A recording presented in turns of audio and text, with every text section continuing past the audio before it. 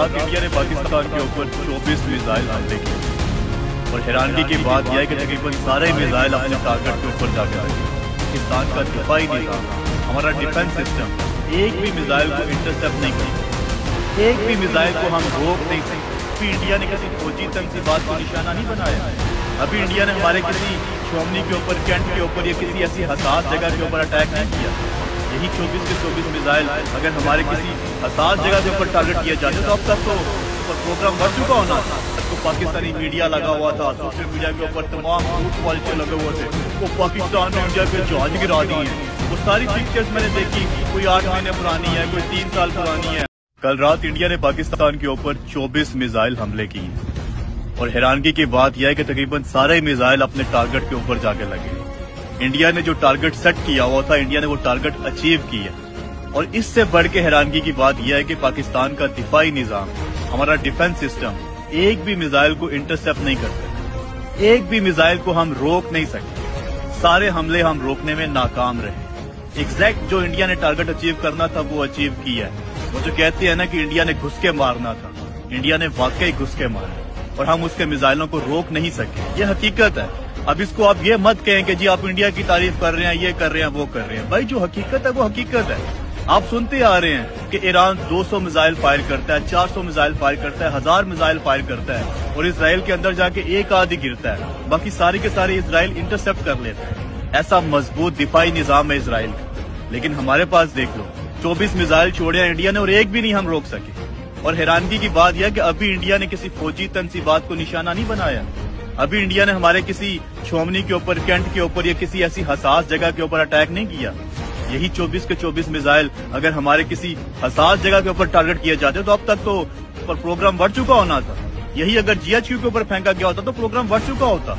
या यही किसी और हसास जगह के ऊपर मिसाइल गिराए जाते तो किसने रोकने थे? हम तो रोक ही नहीं सके भाई, एक भी मिसाइल नहीं हम रोक सके। दूसरी अफवाहें ये फैलाई जा रही थी सारी रात को, पाकिस्तानी मीडिया लगा हुआ था, सोशल मीडिया के ऊपर तमाम झूठ पॉलिसी लगे हुए थे, वो पाकिस्तान ने इंडिया के जहाज गिरा दिए हैं। वो सारी पिक्चर्स मैंने देखी, कोई 8 महीने पुरानी है, कोई 3 साल पुरानी है। हमने इंडिया का वो जनरल हेडक्वार्टर गिरा दिया, पता नहीं क्या गिरा दिया।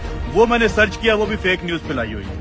कल रात इंडिया ने पाकिस्तान के ऊपर 24 मिसाइल हमले किए और हैरानगी की बात यह है कि तकरीबन सारे मिसाइल अपने टारगेट के ऊपर जाके लगे। इंडिया ने जो टारगेट सेट किया हुआ था, इंडिया ने वो टारगेट अचीव किया। और इससे बढ़ के हैरानगी की बात यह है कि पाकिस्तान का दिफाई निज़ाम, हमारा डिफेंस सिस्टम एक भी मिसाइल को इंटरसेप्ट नहीं कर सकते, एक भी मिसाइल को हम रोक नहीं सकते। सारे हमले हम रोकने में नाकाम रहे। एग्जैक्ट जो इंडिया ने टारगेट अचीव करना था वो अचीव किया है। वो जो कहते हैं ना कि इंडिया ने घुस के मारना था, इंडिया ने वाकई घुस के मारा और हम उसके मिसाइलों को रोक नहीं सके। ये हकीकत है। अब इसको आप ये मत कहें कि जी आप इंडिया की तारीफ कर रहे हैं, ये कर रहे हैं, वो कर रहे हैं। भाई जो हकीकत है वो हकीकत है। आप सुनते आ रहे हैं कि ईरान 200 मिसाइल फायर करता है, 400 मिसाइल फायर करता है, 1000 मिसाइल फायर करता है और इसराइल के अंदर जाके एक आधी गिरता है, बाकी सारे के सारे इसराइल इंटरसेप्ट कर लेता है। ऐसा मजबूत दिफाई निजाम है इसराइल का। लेकिन हमारे पास देख लो 24 मिसाइल छोड़े इंडिया ने और एक भी नहीं हम रोक सके। और हैरानगी की बात यह कि अभी इंडिया ने किसी फौजी तंजीबात को निशाना नहीं बनाया। अभी इंडिया ने हमारे किसी शोमनी के ऊपर, कैंट के ऊपर या किसी ऐसी हसास जगह के ऊपर अटैक नहीं किया। यही 24 के 24 मिसाइल अगर हमारे किसी हसास जगह के ऊपर टारगेट किए जाते तो अब तक तो प्रोग्राम बढ़ चुका होना था। यही अगर GHQ के ऊपर फेंका गया होता तो प्रोग्राम बढ़ चुका होता। या यही किसी और हसास जगह के ऊपर मिसाइल गिराए जाते तो किसने रोकने थे? हम तो रोक ही नहीं सके भाई, एक भी मिसाइल नहीं हम रोक सके। दूसरी अफवाहें ये फैलाई जा रही थी सारी रात को, पाकिस्तानी मीडिया लगा हुआ था, सोशल मीडिया के ऊपर तमाम झूठ पॉलिसी लगे हुए थे, वो पाकिस्तान ने इंडिया के जहाज गिरा दिए हैं।